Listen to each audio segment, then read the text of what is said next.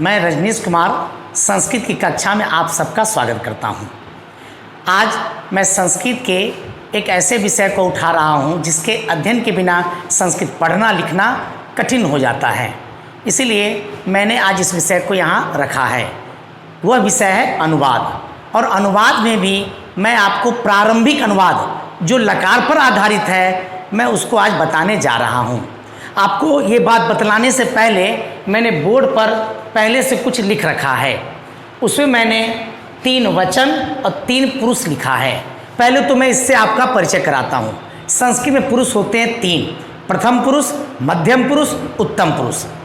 प्रथम पुरुष, मध्यम पुरुष, उत्तम पुरुष। ऐसे वचन होते हैं 3, एक वचन, द्विवचन, बहुवचन। एक वचन, द्विवचन, बहुवचन। इसी को मैंने यहाँ इसका एक घर बनाया है जिसका नाम दिया सारणी 1। पहले तो मैं एक चीज़ बता दूं, ये प्रपु है क्या, मपु क्या है, उपु क्या है। दरअसल ये प्रथम पुरुष का संक्षिप्त रूप है। दरअसल ये एक विराम चिन्ह के प्रयोग से इसको शॉर्ट रूप में लिखा गया है।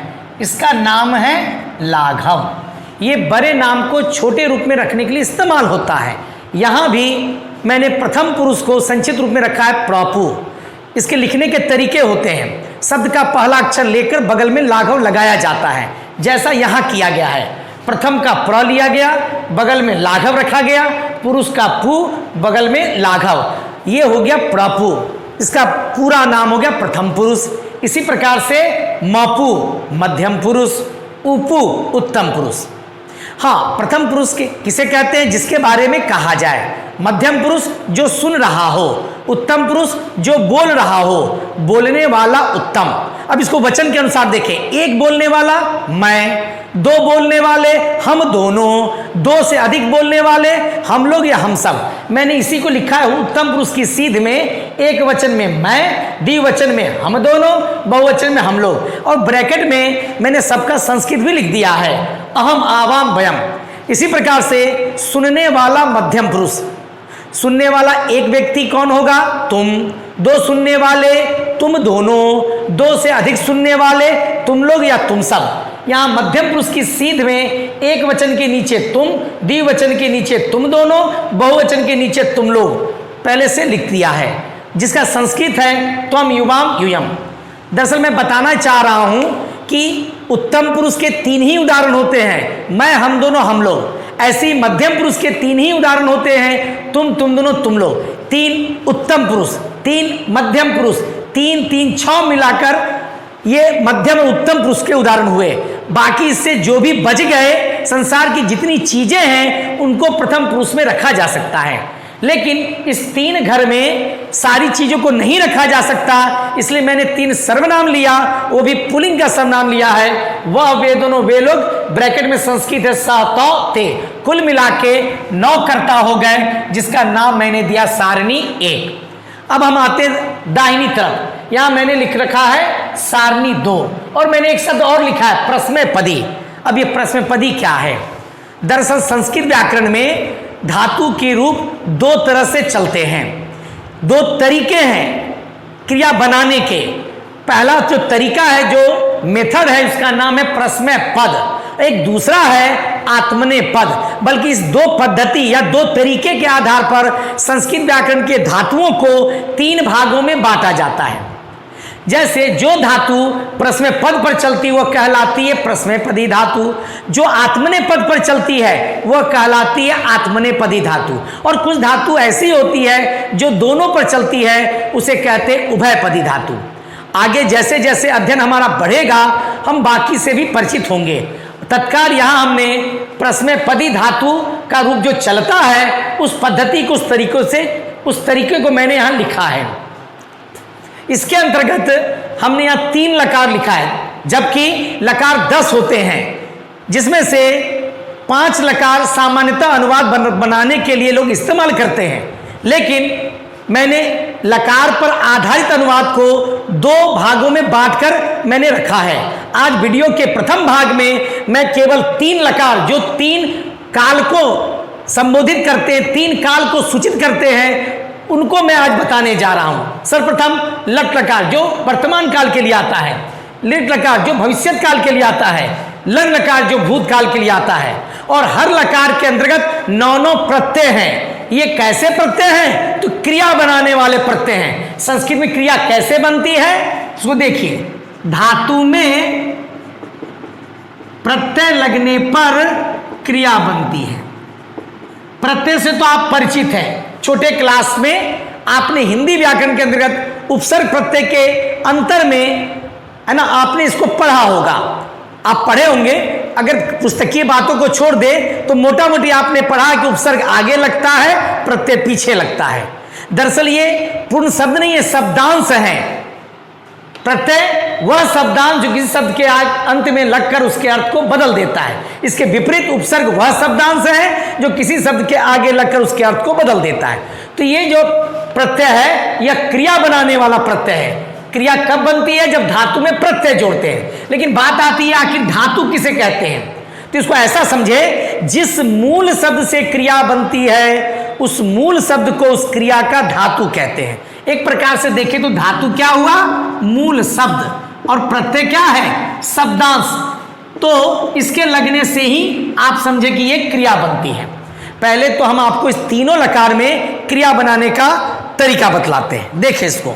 सबसे पहले हम एक धातु लेते हैं जो ज्यादा प्रचलित है, आसान है, वो धातु है आपका पठ। अब इसमें लट लकार प्रथम पुरुष एक वचन का प्रत्यय लिखा है अति, इसको लगाते हैं। अब आप देखिए ठ के नीचे जो लकीर खिंची हुई है इसको कहा जाता है हल। अंत में लगा है तो कहलाएगा हलंत। इसके लगे होने का क्या मतलब है? इसके लगे होने का मतलब इसमें स्वर नहीं है, ये मूल व्यंजन है। अगर बोलचाल की भाषा में कही जाए तो ये आधा है जो स्वर के लगने से पूरा हो जाएगा। यहां ठ हलंत में हमने आ स्वर लगाया तो ये पूरा ठ बना, क्रिया हुई पठती। अब एक काम करते हैं हम लोग, पट धातु में बारी बारी से 9 प्रत्यय जोड़ेंगे तो 9 क्रिया बनेगी। और आप ध्यान दें, जो भी प्रत्यय शब्द के आरंभ में स्वर है जिसके जुड़ने से ठ का हलंत हटेगा वो पूरा ठ बनेगा। चलिए एक बार 9 प्रत्यय जोड़ते हैं। पठति, पठतः, पठन्ति, पठसि, पठथः, पठत। 2 पंक्ति में शुरुआती स्वर अ था, लेकिन नीचे वाली पंक्ति जो उत्तम पुरुष की है उसमें आरंभिक स्वर है आ। पठ में जोड़ेंगे तो आकार आ जाएगा, तो क्रिया होगी पठामी, पठावा, पठामा। इसमें ये 2 जो डॉट देख रहे हैं ये विसर्ग है, इसका उच्चारण ह की तरह होता है। ठीक है, ये दरअसल होता तो है अति अतांति असि अथात आमी आवा आमा, लेकिन पढ़ने की सुविधा के लिए लोग इसको पढ़ा करते हैं ती तह अंति, सी ठह था, आमी आवा आमा। अब एक बार और इसकी क्रिया, इसके इस लकार में क्रिया बनाते हैं। फिर से लेते हैं पठ, और इस बार लट लकार का मध्यम पुरुष एक वचन का प्रत्यय जो सी है इसको जोड़ते हैं। हमने 5 जगह से अ हटा रखा है, लेकिन याद रखना है कि वहां वो छिपा हुआ है। जैसे यहां पर सी लगाने जा रहे हैं तो यहां अ छिपा हुआ है, ऐसा स्मरण करते हुए इस अ को जोड़ेंगे तो पूरा ठ बनेगा, यानी फाइनली क्रिया बनेगी पठसी। यानी 5 जगह से अ हटा दिया, लेकिन जब कभी जोड़ने की घड़ी आएगी तो वो छुपा हुआ समझकर जोड़ेंगे और धातु के हलन को हटाएंगे। इस तरह से क्रिया क्या बनी? पठती, पठता, पठंती, पठसी, पठता, पठत, पठामी, पठावा, पठामा। अब दूसरे लकार लिट लकार में आते हैं। इसमें भी फिर से इसी धातु को चुनते हैं। धातु फिर से ले रहे हैं पठ। अब यहां लिट लकार में 9 प्रत्यय तो लिखे हुए हैं, लेकिन हर प्रत्यय के पहले ब्रैकेट में हर्षी लिखा गया है। ऐसा 9 प्रत्यय के पहले हुआ है। दरअसल किसी धातु में प्रत्यय जोड़ेंगे तो पहले ब्रैकेट के अंदर जो हर्षी है उसको जोड़ेंगे। जैसे यहां पर पठ में जोड़ेंगे प्रथम पुरुष एक वचन का, पहले ई तब स्यति, पहले ई लिखा ब्रैकेट वाला तब स्यति प्रत्यय जोड़ा। अब तीनों को इकट्ठा करेंगे तो हर्षी लगने पे हर्षिकार हो जाएगा। फिर स्यति जोड़े तो क्रिया बनी पठी स्यति। अब एक काम करते हैं हम लोग, हमने यहां पठ लिख रखा है और प्रत्यय के जगह पर लिरीट का 9 प्रत्यय बारी बारी से जोड़ेंगे तो 9 क्रिया बनेगी। जोड़ना आरंभ करते हैं, लेकिन सबके शुरुआत में ब्रैकेट में ई है तो उसको जोड़ना है। जैसे यहां पठ में ई जोड़ा, पठी स्यति, पठी स्यत, पठी स्यंति, पठी स्यसि, पठी स्यथ, पठी स्यथ, पठी श्यामी, पठी श्यावा, पठी श्यामा। लेकिन आपके मन में एक बात आएगी कि ब्रैकेट में ई क्यों है। अगर हर्षी जोड़ना है, जैसे लट के जो स्वर आगे लिखे हुए थे, जोड़ने पर धातु के हलंत हट रहे थे, तो यहां भी ई जोड़ के लिख देते इस्यति, इस्यत, इस्यंति। लेकिन नहीं, ब्रैकेट में देने का एक मकसद है कि यह सब में नहीं जुड़ेगा, कुछ में जुड़ेगा, कुछ में नहीं जुड़ेगा। जैसे एक धातु हम लेते हैं दा। अब दा पहले से उसमें आकार की मात्रा है, तो ये हर्षिकार नहीं होगा, क्योंकि एक व्यंजन में दो मात्रा तो हो नहीं सकती। तब क्या होगा, तो ये ब्रैकेट वाला ई नहीं लगेगा और लगेगा स्यति। लगेगा स्यति तो उसमें भी आधा मूर्धन सा आधा दन सा बन जाएगा। जैसे हम यहां जोड़ के दिखलाते हैं, दा में स्यति जोड़ा तो क्रिया बनी दास्यति।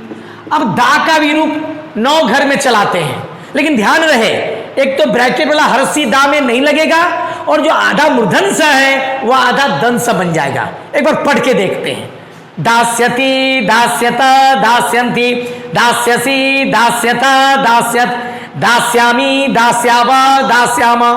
और भी धातु है जैसे पा, अस्था, ग्रा, इस सब में पहले से स्वर है।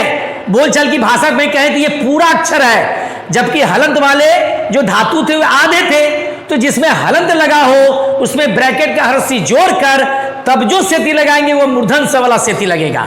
और जिसमें पहले से स्वर है उसमें हर्षिकार नहीं लगेगा और उसमें स्यति होगा तो दंस वाला स्यति होगा।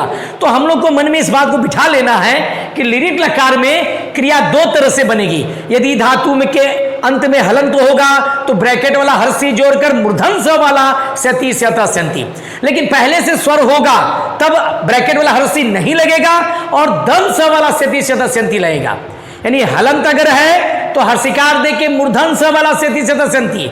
अगर हलंत नहीं है, स्वर है, तो अब हर्षिकार नहीं लगेगा और दंस वाला स्यति, स्यता, स्यंति लगेगा। खैर, दंस वाला स्यति, स्यता जब लगेगा तो उसकी चर्चा हम करेंगे आगे, वैसी धातु आएगी तब। अभी मन में यह रखना है कि जो भी धातु ले रहे हैं उसमें हलंत यदि है तो हर्षिकार लगाकर मूर्धन स वाला स्यति, स्यता, स्यंति जोड़ेंगे। अब लंग लकार की क्रिया बनाते हैं, तो फिर से धातु चुनते हैं पठ। पठ लेते हैं और पठ में लंग लकार का प्रथम पुरुष एक वचन का प्रत्यय लेते हैं अत। लेकिन प्रत्यय जोड़ने से पहले यहां देखेंगे हम लोग विशेष करके यहां कुछ लिखा हुआ है। वो है क्या, यहां लिखा है धातु के आगे अ लगाकर तब रूप चलाते हैं। मतलब यह है कि ये 9 प्रत्यय जिस धातु में लगेगा उस धातु के आगे अ लगाएंगे तभी क्रिया अंतिम रूप से बनेगी। जैसे हमने यहां किया, ये अत प्रत्यय पठ में लगाया और विशेष में जो बातें कही गई उसके अनुसार अ को यहां आगे रखेंगे। अब अगर इकट्ठा करें तीनों को तो क्या होगा, अ फिर प और ये आधा ठ में अ जुड़ा तो पूरा ठ, अत हलंत, क्रिया बनी अपठक। अब इस तरह से क्या देखते हैं, दरअसल इस क्रिया की जो बनावट है वो इस प्रकार है, आगे अ, बीच में धातु और अंत में प्रत्यय। हमने ऐसा ही वहां किया था। अभी एक धातु लेते हैं पठ और आगे लगा देते हैं अ। अब ये धातु पठ नहीं रही, ये धातु अ लगने के कारण से अपठ बन गई। अब इसमें प्रत्यय जोड़ते हैं। मैंने प्रत्यय की जगह पर खाली जगह छोड़ रखा है। 9 प्रत्यय को जोड़ेंगे तो 9 क्रिया बनेगी। आप देखें यहां भी आरंभ में स्वर है जिसके जुड़ने से इसका हलंत हट जाएगा। जोड़ के देखते हैं, अपठत, अपठताम, अपठन, अपठ। ये अ लगा तो पूरा ठ, अब विसर्ग इसके बगल में आ गया, अपठ, अपठतम, अपठत, अपठम, अपठाम, अपठाम। और यहां भी पढ़ने की सुविधा के लिए हम लोग कुछ जगह से अ हटा देते हैं। हम लोग पढ़ते हैं इसको त, ताम, अन, अह, तम, त, अम, आओ, आम। लेकिन स्मरण रखना है लट लकार की भांति वहां 5 जगह से अ हटाए थे, यहां 4 जगह से अ हटा रखा है। जब किसी धातु में जोड़ेंगे तो वो अ छिपा हुआ है ऐसा स्मरण करके धातु का हलंत हटा देंगे। चलिए तीनों पर क्रिया बनाने तो आ गया, एक बार मैं फिर से दोहरा देता हूं, प्रथम पुरुष की क्रिया बना के दिखलाता हूं। लट लकार प्रथम पुरुष, पठ में जोड़ेंगे पठती पठता पठंती, लिरीट के प्रथम पुरुष में पठिष्यति पठिष्यता पठिष्यन्ति, लंग लकार के प्रथम पुरुष में अ लगाते हुए अपठत अपठता अपठन, तीनों लकार में क्रिया बनाना हमने सीखा। अब अनुवाद कैसे बनेगा? अनुवाद के लिए मैंने यहां पहचान पहले से लिख रखा है। जिस वाक्य के अंत में है हो हूं, इसका मतलब वाक्य वर्तमान काल का है, उसके लिए लट लकार के प्रत्यय से क्रिया बनाई जाएगी। जिस वाक्य के अंत में गागेगी, भविष्य काल का वाक्य है, अगर उस वाक्य की क्रिया बनानी होगी तो लिट लकार का प्रत्यय लेंगे। अगर वाक्य के अंत में थाथे थी और मैंने लिखा क्रिया की समाप्ति, यानी काम समाप्त हो गया हो, भूतकाल का वाक्य हो, तो उस काल के वाक्य की क्रिया बनाने के लिए लंग लकार का प्रत्यय लेंगे, लेकिन धातु के आगे अ जोड़ेंगे। अब वाक्य बना के देखते हैं। सबसे पहले हम लोग यहां एक छोटा सा वाक्य लेते हैं, वो है वह पढ़ता है। वह का संस्कृत सह, ये प्रथम पुरुष एक वचन है। पढ़ना का धातु पठ। अब है हो हूं है, इस रास्ते से आएंगे लट लकार में। चूंकि कर्ता प्रथम पुरुष एक वचन है तो लट लकार का प्रथम पुरुष एक वचन का प्रत्यय लेंगे ती। दरअसल ये ती नहीं है, यहां अ छिपा हुआ, ये अति है। इसके लगने से ये पूरा ठ बनेगा और क्रिया बनेगी पठती। पूरा एक तरह से वाक्य होगा स पठती। ये मैंने आपको दिखलाने के लिए प्लस करके जोड़ के दिखलाया है, आप सीधा बनाएंगे स पठती। एक दो उदाहरण मैं लट लकार के लिए और लेता हूं, जैसे मैं पढ़ता हूं, उत्तम पुरुष एक दिन मैं, संस्कृत है अहम, है हो हूं, लट में जाएंगे, इसका वही घर लेंगे जो कर्ता का है। कर्ता उत्तम पुरुष एक वचन का है तो प्रत्यय लेंगे लट लकार का उत्तम पुरुष एक वचन का आमी। पठ में आमी लगा तो क्रिया बनी पठामी। वाक्य हमारा था मैं पढ़ता हूं तो संस्कृत हो गई अहम पठामी। अगर हिंदी होती तुम पढ़ते हो, तुम का संस्कृत है त्वम, मध्यम पुरुष एक वचन, है हो हूं लट में आए। चूंकि ये मध्यम पुरुष एक वचन है, इसका मध्यम पुरुष एक वचन होगा सी। पढ़ना का धातु पठ, सी लगा तो क्रिया बनी पठसी। वाक्य हुआ त्वम पठसी। ऐसे ही अलग अलग वाक्य को हम लोग देखते हैं। जैसे अगला वाक्य भविष्यत काल का है, वह पढ़ेगा, इसके अंत में गा लिखा है तो मैंने पहचान पहले से लिख रखा है, गागेगी हो तो भविष्यत काल। अब कर्ता चूंकि क्या है वह, तो फिर से हो जाएगा सह। गागेगी है लिरीट में आएंगे, कर्ता प्रथम पुरुष एक वचन का था तो प्रत्यय जो लेंगे वो भी प्रथम पुरुष एक वचन, क्या है ब्रैकेट में ई तपस्यति। तो पढ़ना का पठ, अब ब्रैकेट वाला ई रखा, अब तपस्यति, तो क्रिया जो बनी वो बनी पठिष्यति। ये मैंने दिखलाया है, आप डायरेक्ट बनाएंगे सब पठिष्यति। अगर दे हम लोग पढ़ेंगे, मैं, हम दोनों, हम लोग, ये है उत्तम पुरुष बहुवचन, संस्कृत है वयम, और क्रिया जो बनाएंगे तो उसी लकार के उसी पुरुष वचन का प्रत्यय लेंगे। हम लोग पढ़ेंगे तो हम लोग उत्तम पुरुष बहुवचन में था संस्कृत वयम, गागेगी है तो लिरिट में आ गए, इसका भी वही घर लेंगे उत्तम पुरुष बहुवचन, ई लगा के श्यामा। क्योंकि हम लोग पढ़ेंगे क्रिया है तो पढ़ना का पठ, ई लगा तो पठी श्यामा, पूरा वाक्य हमारा बनेगा वयम पठी श्यामा। ऐसे ही तुम लोग पढ़ोगे, तुम लोग, संस्कृत है यूयम, कर्ता एक मध्यम पुरुष बहुवचन का है, गागेगी है लिरिट में आएंगे, इसका भी लेंगे मध्यम पुरुष बहुवचन, क्या है ई लगा के स्यत। तो तुम लोग पढ़ोगे का संस्कृत होगा यूयम, पढ़ना का पठ, ई लगा तो पठी स्यत, यूयम पठी स्यत। अब मैं भूतकाल का वाक्य बतलाता हूं। यहां पर फिर से मैं वही वाक्य रख रहा हूं, वह पढ़ता था या उसने पढ़ा, ऐसा भी लिखा जा सकता है। वह की संस्कृत सह, पढ़ना का धातु पठ। अब चूंकि थाथेती है तो लट नहीं, लिरिट नहीं, यहां लिखा थाथेती, तो आएंगे लंग लकार।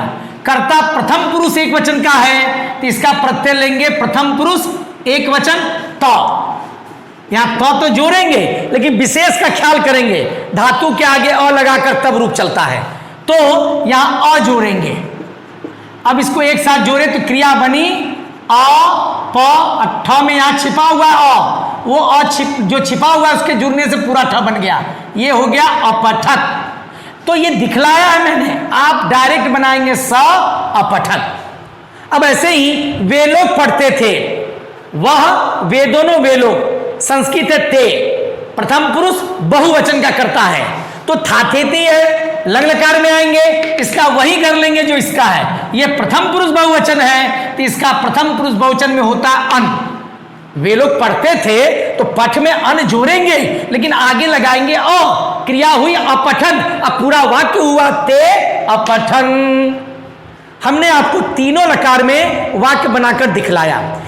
एकदम इसको मन में इस तरह से बिठाना है कि पहले वाक्य के अनुसार लकार चुनना है। जैसे हाय हो हूं लट, गागेगी लिरीट, था थे थी लंग, वाक्य के अनुसार लकार चुनेंगे और कर्ता जिस पुरुष वचन का होगा लकार के उसी पुरुष वचन का प्रत्यय धातु में जोड़ेंगे। अब धातु कौन सी होगी? तो हिंदी में जैसी क्रिया है, अगर पढ़ना है तो पठ, जाना है तो गच, लिखना है तो लिख, दौड़ना है तो दाव। जैसे मैं तीनों लकार में एक ही कर्ता लेके बतलाता हूं। जैसे वह पढ़ता है, स पठती, वह पढ़ेगा, स पठिष्यति, वह पढ़ता था, स पठक। ये तो पठ की बात हुई। अब अगली बार देखें, मैं दे रहा हूं क्या? वे दोनों पढ़ते हैं तो पठता, वे दोनों जाते हैं, जाना का धातु गम लेकिन बदल के चलता है गच, तो गच्छता। वे दोनों लिखते हैं तो लिखता, वे दोनों दौड़ते हैं तो धावता। अभी मैंने 3-4 वाक्य में क्या किया?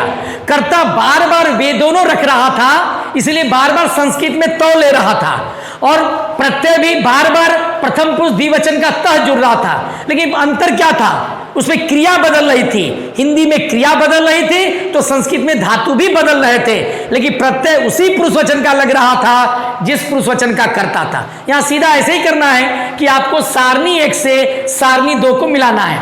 कैसे? बीच में धातु रहेगी, धातु कौन सी? हिंदी की क्रिया के अनुसार बीच में धातु, जैसे मैं आपको लिख के स्ट्रक्चर बता रहा हूं, आप जब अनुवाद बनाएंगे तो ऐसी इसी क्रम में रहेगा। बीच में आपको रखना है धातु और तब आपको जोड़ना है ये प्रत्यय। इधर फिर आपको कर्ता का जगह मैंने छोड़ रखा है।